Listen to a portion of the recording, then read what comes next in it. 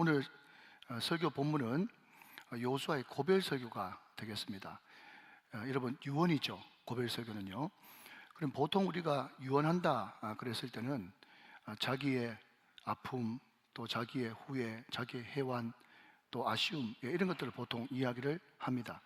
그런데 오늘 여호수아의 이 유언을 들어보면 거기에 자기 이야기는 한마디도 나오지 않습니다. 오직 하나님이 나에게, 하나님이 우리 이스라엘 가운데 어떤 일을 행하셨는지 계속해서 내가, 나는, 여기서 이야기하는 내가, 나는은 여호수아 자신이 아니라 하나님, 내가, 하나님, 나는 이렇게 행했다는 것입니다. 사랑하는 여러분, 우리가 목회를 해봐도 그렇고 인간관계를 해봐도 그렇고 자꾸 아무리 좋은 얘기라도 내 이야기를 자꾸 하면 사람들이 오해를 하고 시험 들 때가 있다는 거예요. 그러나 하나님 이야기를 계속하면, 예수님 이야기를 계속하면 거기에 치유가 나타나고 능력이 나타나고 회복이 나타나고 귀신이 쫓겨나가는 그런 역사가 일어나는 줄로 믿으시기 바랍니다. 그래서 항상 우리가 무슨 이야기를 할 때 내가 아닌 하나님과 예수님을 자랑할 수 있는 그런 복된 은혜가 다 넘치게 되시기를 주님의 이름으로 축원합니다. 자, 오늘 여러분 우리가 읽지 않았습니다만은 여호수아 24장 2절부터 13절까지의 내용을 한마디로 요약하면 다 하나님의 은혜로 여기까지 왔다는 것입니다. 그래서 창세기 12장에 나오는 아브라함부터 시작해가지고 오늘 자기 여호수아까지 쭉 여러분 이 짧은 몇 구절에 응집을 하고 있는데, 저 강 너머 티그리스 유프라데스 메소포타미아에 있는 그 갈대아 우르의 아브라함을 하나님께서 일방적으로 부르셨다.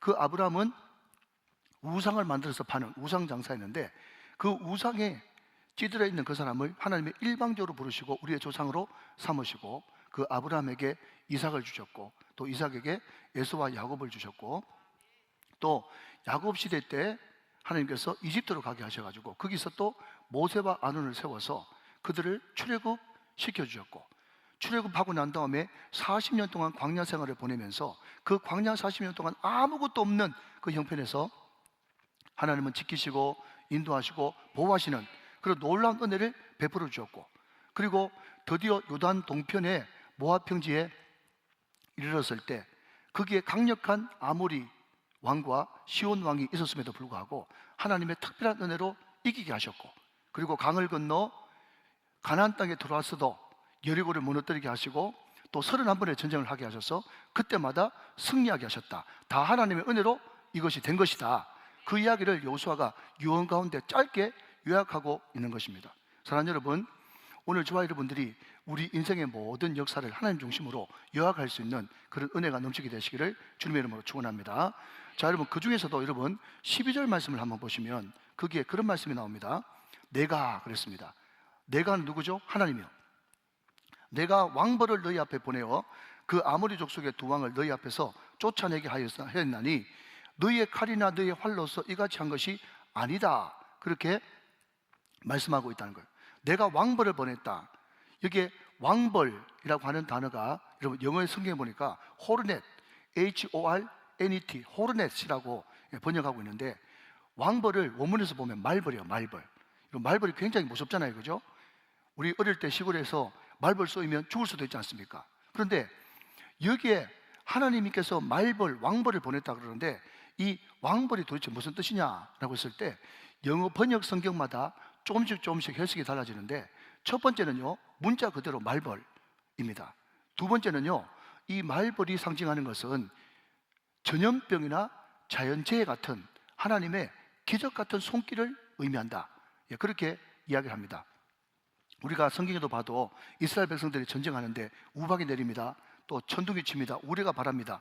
그러므로 말미암아서 이스라엘 백성들은 칼에 피 한 방울 안 묻히고 이긴 그런 기사들이 성경에 많이 등장하고 있죠. 그리고 세 번째, 어떤 성경에서는 이 왕벌, 말벌을요 어떻게 해석하는가 하면 공포, 두려움, 멘붕, 패닉 이렇게 해석해가지고 번역한 그런 영어 성경도 있어요. 자, 여러분, 우리가 여호수아를 읽어보면 자주 등장하는 단어가 뭡니까? 하나님께서 이스라엘 백성들 앞서가셔서 그들의 간담을 높게 하였다.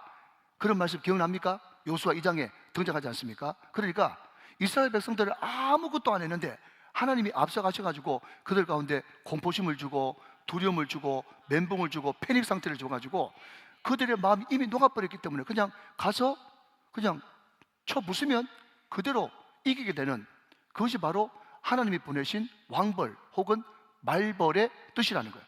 중요한 것은요, 여러분 이겁니다.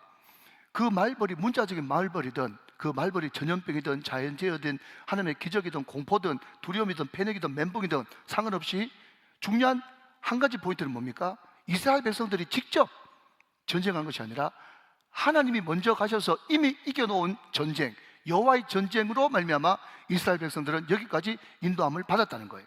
여러분, 그래서 여러분 12절 말씀 한 번 더 띄워주시면, 거기에 제가 빨간색으로 뭐라고 표시했는가 하면, 시작, 너희의 칼이나 너희의 활로서 이같이 한 것이 아니다. 뭡니까? 하나님이 하셨다, 내가 했다, 그것을 말씀하고 있다는 거예요. 자, 그런데 문제는 뭔가 하면, 여러분 이스라엘 백성들이 광야에서 40년 동안 활동을 하면서 그런 생각했지 않겠습니까? 우리가 가나안에 들어가는 것은 참 좋은 일인데 우리는 40년 동안 한 번도 집을 지어본 적이 없어. 농사를 지어본 적이 없어. 아이고, 우리가 한 번도 40년 동안 농사 한 번 안 짓고 집도 한 번 지어본 적이 없는데 가서 농사는 또 어떻게 짓나, 또 가서 집은 어떻게 짓나, 그런 걱정을 했겠죠. 충분히 할 수 있었겠죠. 그런데 여러분 그 다음 절 13절 말씀 보시면 또 놀라운 말씀을 하십니다. 내가 그랬어요. 내가 누구죠? 하나님이 또 너희가 수고하지 아니한 땅과 너희가 건설하지 아니한 성읍들을 너희에게 주었더니 너희가 그 가운데 거주하며 너희는 또 너희가 심지 아니한 포도원과 감람원의 열매를 먹었다 하셨느니라. 자, 여러분 보십시오. 지금 이스라엘 백성들은 40년 동안 농사 한 번 안 지어봤는데 어떡하지, 집 한 번 안 지어봤는데 어떡하지 걱정을 하고 있었는데, 하나님이 먼저 앞서가셔서 뭐도 준비하시고 집도 준비하시고 성읍도 준비하시고 심지 않는 포도원도 준비하시고 올리브 나무도 준비하시고 하나님이 먼저 가셔서 다 준비하고 예배하고 계셨다. 누가 하셨는가? 하나님이 하셨다. 그렇기 때문에 이것은 하나님의 은혜인 것이다. 사랑하는 여러분, 우리가 지나온 모든 세월들 한번 돌이켜 보십시오. 지금까지 지려온 것 주의 크신 은혜라. 내가 한 것은 전혀 없는데 하나님께서 한량없는 은혜, 갚을 수 없는 그 은혜로 우리 앞서가셔서 모든 것을 준비하시고 예배하시고 인도하시고 보호하시고 하나님께서 다 해주신 줄로 믿으시기 바랍니다. 여러분, 그렇기 때문에 이 은혜 의식이 있는 사람들은 말이죠, 저나 오늘 특별히 임직자 후보로 올라오신 분들, 여러분 저는 예수 예자도 모르고 교회 교자도 모르는 사람입니다. 그런데 이런 날을 하나님께서 목사를 세우시고 천사도 흠말 많은 우정교회 담임 목사를 세우셔서 이렇게 강단에서 말씀 전할 수 있는 은혜를 주시고, 정말 우리는 죄와 허물로 죽을 수밖에 없는 죄인이었지만은 하나님께서 부르시고 세우셔서 장로로, 집사로, 권사로 세움받고 후보로 올라간 이 자체가 은혜인 것입니다. 오늘 모든 분들이, 여러분 당선되는 분들은 당선되는 대로 감사하시고, 혹시 안 되신 분들은 내가 이 후보에 올라간 것만 해도 얼마나 감사한가, 그런 마음을 가지고 항상 하나님의 절대 주권에 순복하고 복종하시면서 여러분 늘 더 충성하시고 더 헌신하시는 여러분 되시기를 주님의 이름으로 축원합니다. 자, 둘째로 여러분 오늘 본문은요 14절 말씀은 그러므로 라고 한 단어로 시작을 하고 있습니다. 자, 여러분 14절 한번 보실까요? 그러므로 이제는, 그러지 않습니까? 자, 됐습니다. 자, 여러분 제가 자주 말씀드립니다만은 그러므로라고 하는 이 접속사는 어떨 때 쓰이죠? 앞에 것을 쭉 설명해 놓고 그렇기 때문에 결과적으로 그러므로 결론을 짓는 접속사예요. 자, 그러면 여러분 제가 방금 일대지에 2절부터 13절까지 여러분 저 아브라함 때부터 이삭 때부터 야곱 때부터 이런 모세 아론 때부터 여러분 요수아 창세기부터 요수아까지 모든 이스라엘들의 발자취가 다 하나님의 뭐라고요? 은혜로 된 것이에요. 하나님 은혜로 된 것이에요. 자, 그러면 그 은혜를 네가 진짜로 알고 진짜로 받아들인다면 우리가 하나님 앞에 드리는 반응, 우리가 하나님께 드리는 우리의 고백은 뭐가 되어야 되겠습니까? 오직 나는 이 은혜 때문에 하나님만 섬기겠습니다, 당신만 섬기겠습니다. 그것이 우리의 당연한 고백이 되어야 된다는 거예요. 자, 여러분 14절 15절 말씀 어쩌면 여호수아의 가장 핵심이고 여호수아가 평생 여러분 가지고 있다가 정말 숨을 헐떡거리면서 다음 세대들에게, 오늘 2025년도 우리 우정교회에서 예배드리는 우리 모든 우정교회 성도들에게 결론적으로 하고 싶은 말씀인데, 마찬가지로 제가 14절 읽고 여러분이 15절 읽어주시기 바랍니다. 14절 말씀 제가 읽습니다. 그러므로 이제는 여호와를 경외하며 온전함과 진실함으로 그를 섬기라.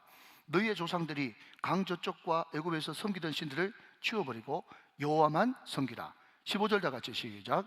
만일 여호와를 섬기는 것이 너에게 좋지 않게 보이거든 너희 조상들이 강 저쪽에서 섬기던 신들이든지 또는 너희가 거주하는 땅에 있는 아모리 속의 신들이든지 너희가 섬길 자를 오늘 택하라. 오직 나와 내 집은 여호와를 섬기겠노라 하니 그랬습니다. 자, 여러분, 제가 민수기 때도 신명기 때도 여호수아 때도 여러 번 말씀드렸습니다. 왜 하나님께서 가나안에 가면 헤렘법 모든 것을 다 진멸하라 라고 이야기했던가 하면, 가나안은요 여러 가지 우상들이 다 섞여 있는 신들의 집합지예요. 가나안 원신이 있었고, 또 저 아브라함이 살았던 메소포타미아에서부터 건너온 신도 있었고, 애굽에서부터 건너온 신도 있었고, 그리고 모압과 암몬의 몰렉신을 섬기는 그 신까지 다 집합되어 있는 신들의 집합체가 가나안 땅이었어요. 너희들이 지금 가나안 땅에 들어왔는데 어떡할래? 애굽신 섬길래? 메소포타미아 신 섬길래? 가나안 땅에 있는 신 섬길래? 어떻게 할래? 오늘 택하라. 그렇게 이야기를 하고 있다는 거예요. 그런데 여러분, 우리가 이것을 그냥 하나님의 마음과 하나님의 표정을 읽지 못하고 글자 그대로 읽으면, 아, 하나님께서 이 신 섬기든지 저 신 섬기든지 하나님 섬기든지 우리한테 선택권을 줬구나, 그렇게 생각할 수 있죠. 정확하게 틀린 이야기입니다. 여러분, 오늘 택하라 라고 하는 것을 굳이 영어로 여러분 번역해 본다면 You have no choice. 나한테는 선택권이 전혀 없다는 거예요. 왜 그렇습니까? 그 뒤에 나오는 말이 없었으면 그래도 선택권을 주는 것 같이 보일 수 있는데, 너희 섬길 신을 오늘 택하라 그렇게 이야기해놓고 오직 나와 내 집은 여호와만 섬기겠다. 자, 한번 따라하실까요? 오직은 강조, 느낌표 10개. 여러분, 구약을 읽을 때 보라 내지는 오직 이런 것은요 강조하고 또 강조하는 거예요. 느낌표 10개예요. 여러분, 이런 겁니다. 여러분, 우리 교육자들하고 제가 한 번씩 면을 좋아하니까 중국집에 가지 않습니까? 제가 농담 삼아 한 번씩 그런 이야기해요. 오늘 모처럼 만에 바깥에 회식하러 나왔으니까 마음껏 시켜, 마음껏 시켜, 먹고 싶은 거 다 시켜. 나는 짜장면. 그거와 똑같은 말이에요. 오늘 택하라 해놓고 그 뒤에 오직 나와 내 집은 여호와만 섬기겠다, 이 말이 뭡니까? 너한테는 선택권이 없어. You have no choice. None at all. 절대로 없어. 그런 이야기를 하고 있는 거예요. 여러분, 혹시 두 명이 아직까지 못 알아듣는 것 같아가지고, 여러분, 혹시 여러분 소실적에 맞아 애들 키울 때 애들이 막 말도 안 되는 소리 하지 않습니까? 그러면요 엄마가 그럽니다. 네 마음대로 해. 네 마음대로 해. 왜 이렇게 리얼하지? 네 마음대로 해. 여러분, 이게 정말 네 마음대로 하란 말이에요? 네 마음대로 절대로 못한단 말이에요? 네 마음대로 절대로 못한다, 이런 뜻이죠. 여러분, 좀 더 세게 이야기하자면, 너 그딴 식으로 행동하려고 그러면 나가! 너무 리얼하네. 나하고 끝이야. 나가! 나하고 끝이야. 여러분, 이게 진짜 나가란 말이요, 진짜 끝이란 말이요, 아니면 절대로 네 마음대로 해서는 안 된다, 이 말입니까? 전자, 후자? 후자죠. 그러니까 여러분, 오늘 여호수아가 애굽신을 섬기든지 가나안신을 섬기든지 아모리 신을 섬기든지 저 강 저쪽의 신을 섬기든지 오늘 택하라라고 하는 것은요, 그 사람한테 선택권을 준 게 아니라 너한테는 선택권이 1도 없어. 1도 없어. 무조건 하나님만 섬겨야 돼. 그 이야기를 하는 것입니다.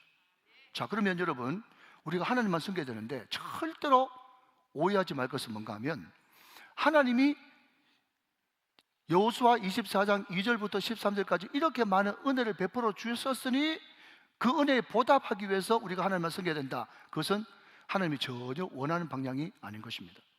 그러면 우리가 어떤 마음으로 하나님만 섬겨야 될 것인가 라고 했을 때, 오늘 보면 19절은 이렇게 이야기합니다. 19절 말씀. 여호수아가 백성에게 이르되 너희가 여호와를 능히 섬기지 못할 것은 그는 거룩하신 하나님이요 질투하시는 하나님이시니. 자, 시간이 없어서 여기까지 맺겠습니다. 자, 여호수아가 하나님의 대표적인 속성, 대표적인 성품 두 가지를 이야기했는데, 하나는 뭐라고요? 거룩하신 하나님. 좀 띄워주시면 좋은데, 또 하나는 뭐라고요? 질투하시는 하나님이에요. 여러분, 제가 여러 번 설교할 때 말씀드렸습니다. 이 거룩이라고 하는 것은 성경책에 큰 것을 끼고 거룩이 아니라, 거룩은 상태 개념이 아니라 관계 개념이라고 여러 차례 말씀드렸어요. 거룩은 하늘과의 관계예요. 하늘과 관계를 좀 더 친밀하게 위해서 우리는 거룩해지는 거예요. 그것을 내가 거룩하니 너희도 거룩하라고 말씀하는 것입니다. 그리고 여러분, 여기 하나님의 성품 또 하나는요, 질투하시는 하나님이래요. 여러분, 나니아 연대기를 쓴 C.S. 루이스가 구도자일 때 성경을 읽어보는데 하나님이 질투한다 그렇게 이야기했거든. 그러니까 C.S. 루이스가 하는 말이, 무슨 신이 다 질투하냐 하면서 제일 처음에는 물음표를 여러 개 달았대요. 근데 하나님의 택한 백성이고 하나님의 은혜가 그 가운데 임하니까, 질투가 사랑의 강력한 표현 아니냐, 얼마나 하나님 그분이 나를 사랑했으면 질투하기까지 나를 사랑한다고 이야기하느냐 하면서, 질투하시는 하나님이라는 그 단위의 은혜를 받고 C.S. 루이스가 하나님을 영접했다는 건 아닙니까? 여러분, 여기 질투라고 하는 이 단어는요, 나는 낚시 사랑한다, 나는 골프 사랑한다, 나는 우리 집에 있는 애완견 사랑한다, 나는 먹는 거 사랑한다, 그 정도의 사랑이 절대로 아니오시다. 여기서 이야기하는 질투는요, 독차지 않은 질투예요. 이해되시면 아멘. 상대방을, 여러분, 그 사랑에 반응하지 않을 때는 상대방을 파괴할 수 있는 사랑이에요. 집착에 가까운 사랑이란 말이에요.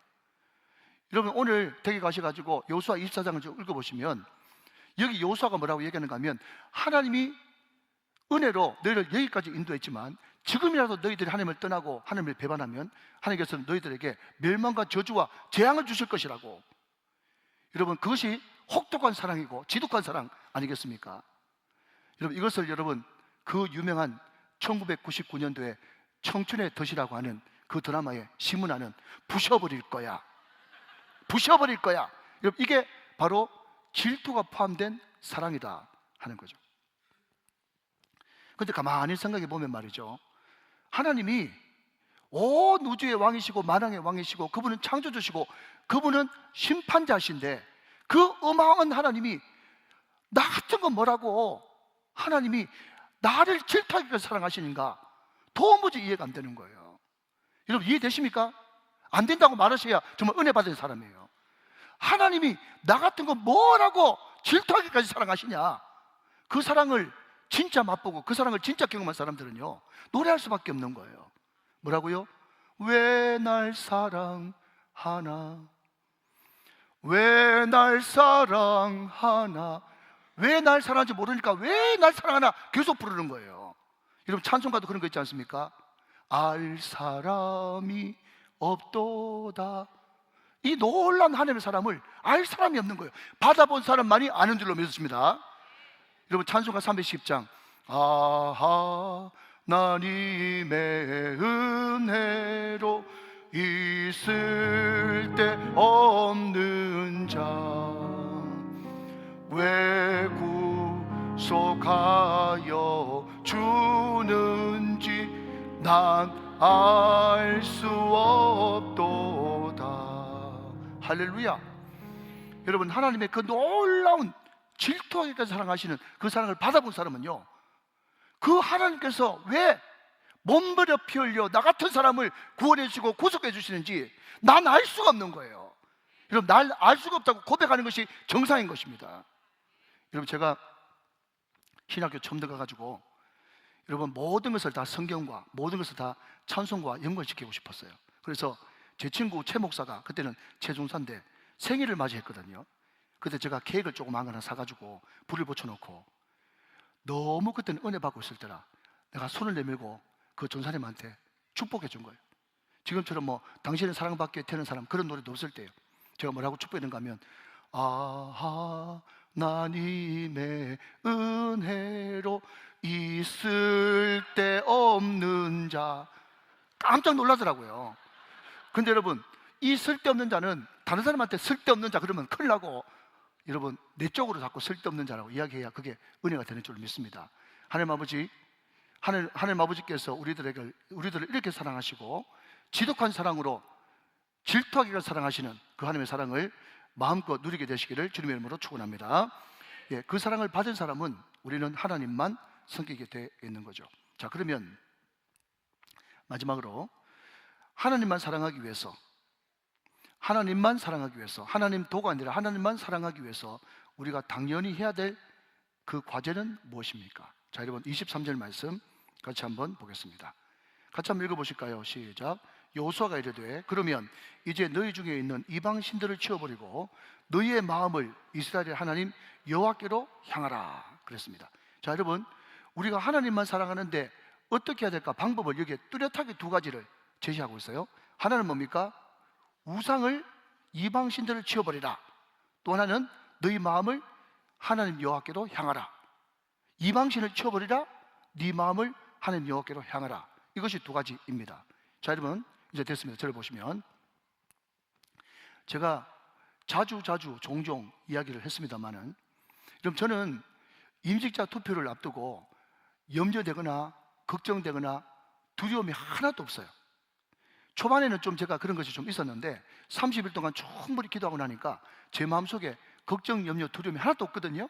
자, 그런데 아멘 하시기 바랍니다. 하나님은 전도하시고 하나님은 전능하십니다. 하나님은 모든 능력이 하나님이시고 모든 것을 다 아시는 분이세요. 그런데 그분이 말이죠, 나는 지금 하나도 안 두려운데 괜히 찾아와가지고 두려워하지 마라 그렇게 이야기하실 분입니까?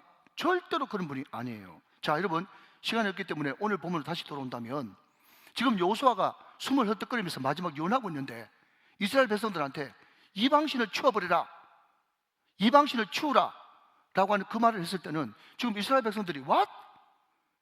나 이방신 하나도 없는데 왜 엉뚱한 말을 하시지? 그랬겠습니까? 아니면 이스라엘 백성들이 하나님을 믿는다고 하면서도 하나님도 믿고 바알도 믿고 아세라도 믿고 아세라도 믿는 만입니까? 도입니까? 도죠. 자기 마음속에 자기 집안 안에 하나님 외에 이방신들을 다 한두 가지씩 다 가지고 있는 거예요. 그럼 그 상태에서는 하나님만 섬기기 어렵죠. 먼저 이방신을 깨끗하게 치워야 되는 것입니다. 그래야만 하나님만 섬길 수 있는 거예요. 자, 그러면 여러분 훌쩍 뛰어넘어서 2025년 3월 23일 오늘, 사랑하신 여러분, 오늘 저와 여러분에게는 우상이 없습니까? 아니 목사님 무슨 말씀입니까? 내가 예수 믿은 지 30년 40년 넘었는데 제 마음속에 무슨 우상이 있습니까? 라고 이야기한다면 여러분 정말 잘하셨습니다. 그런데 저는 이 말씀을 준비하면서 제 안에는요 우상이 있더라고요. 무슨 우상이요? 복받을 짓도 안 했으면서 돈을 자꾸 추구하는 기복주의, 여기도 좋고 저기도 좋고 굉장히 폭넓어 보이는데 양다리 걸치고 있는 혼합주의, 그럴 만한 인격도 못 되면서 존경받고 싶어하는 마음, 교회 좀 크고 여러분 숫자 좀 모인다고 군림하고 싶은 내 마음들, 내가 몇 사람 만나지도 못하고 경험도 일천한데 그럼에도 불구하고 그것 좀 경험했다고 내가 했던 경험, 내가 가지고 있는 내 생각이 전부인 것처럼 절대화하는, 끼워지지 않는 나의 자아, 이게 다 하나님 앞에 우상이라는 겁니다. 그래서 어떤 학자는 이야기합니다. 창조적 단절 없이는 창조적 미래는 없다. 깨끗하게 단절하지 않고는 미래가 없다는 겁니다. 우상을 깨끗하게 치워야 하나님만 섬길 수 있다는 것입니다. 믿으시면 아멘 하시기 바랍니다. 그래서 여러분 마르틴 루터가 이렇게 하겠습니다. 들어보십시오. 내가 하나님이 아니면 하나님이 하나님이시고 하나님이 하나님 되면 나는 하나님이 아니다. 한 번 더 이야기합니다.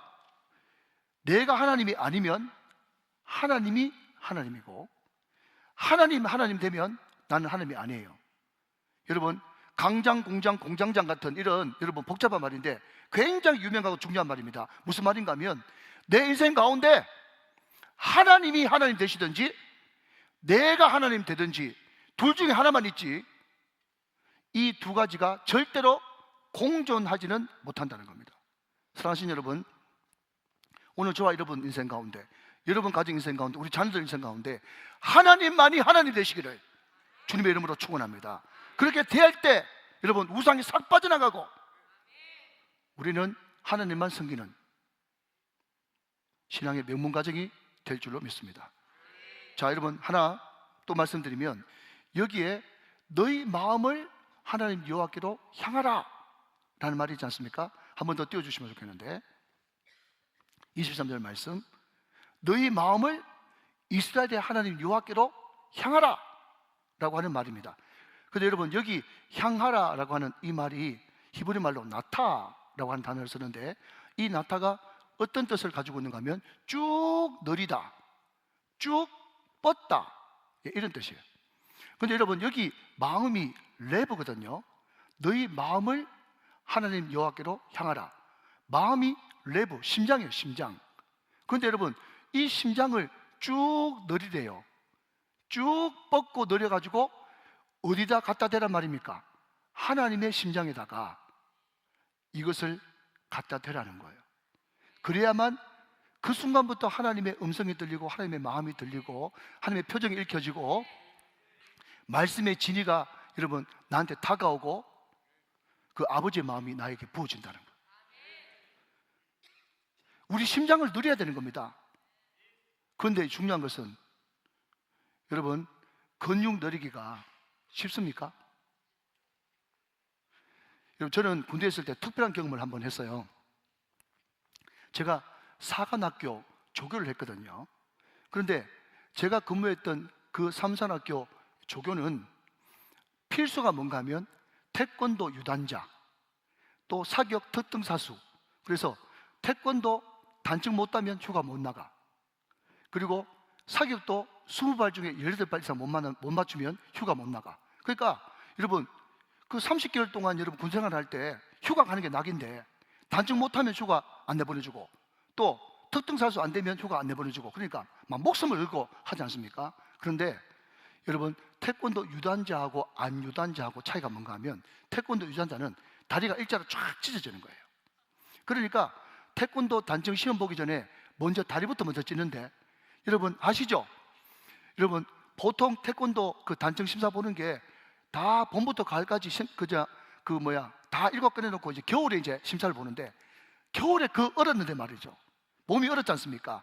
그런데 단증 심사 보는 한 15명 되는 애들이 말이죠. 줄을 쭉 서가지고 그냥 단증 다 합격 100% 시키는데 특공조가 그냥 3인 1조가 돼가지고 제일 고참은 뒤에서 밀고 또 옆에 중고참들은 태권도 도복근을 양쪽 다리 발목에 묶어가지고 당기는 거예요.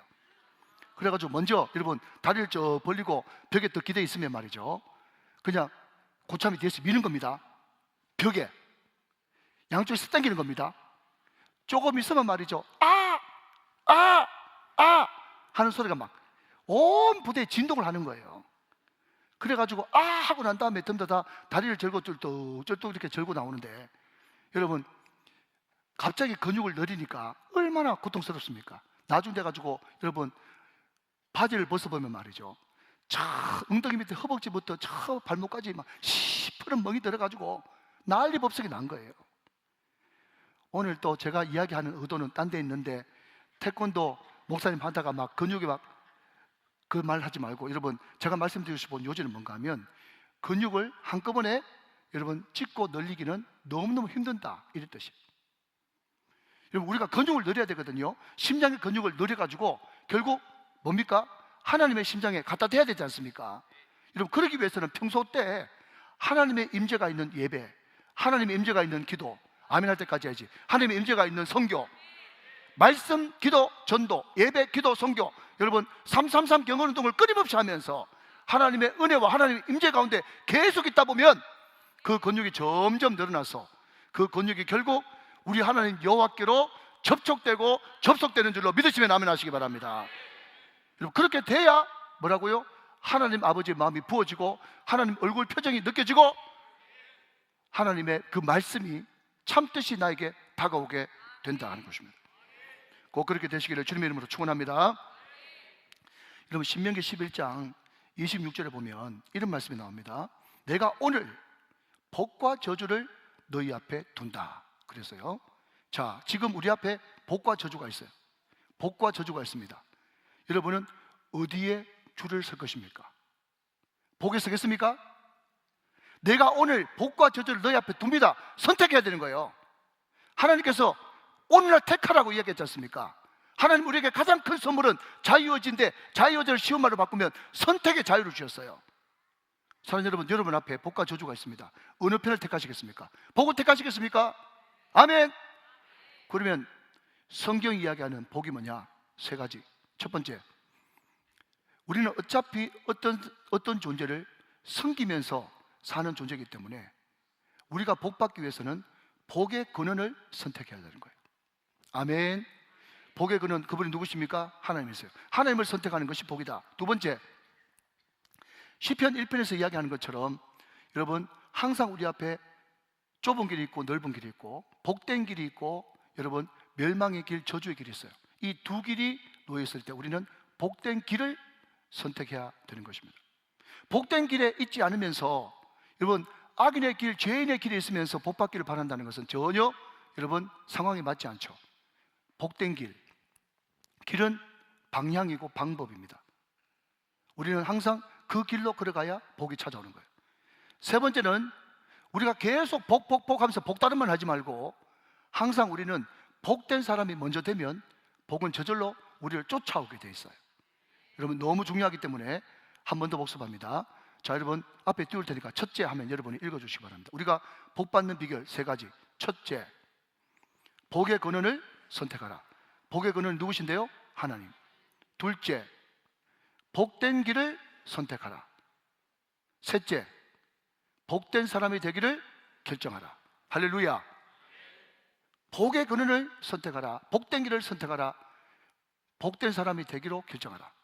이 세 가지가 우리 가운데 있을 때 하나님의 은혜는 계속 우리와 함께 하시고, 우리가 하나님만 섬기고 우상을 다 버리고 하나님의 심장과 우리의 심장이 연결되어질 때 우리는 복된 사람으로, 복된 길로 하나님께서 복 주실 수밖에 없는 복의 통로로, 강기축의 주인공으로 쓰임받게 될 줄로 믿습니다.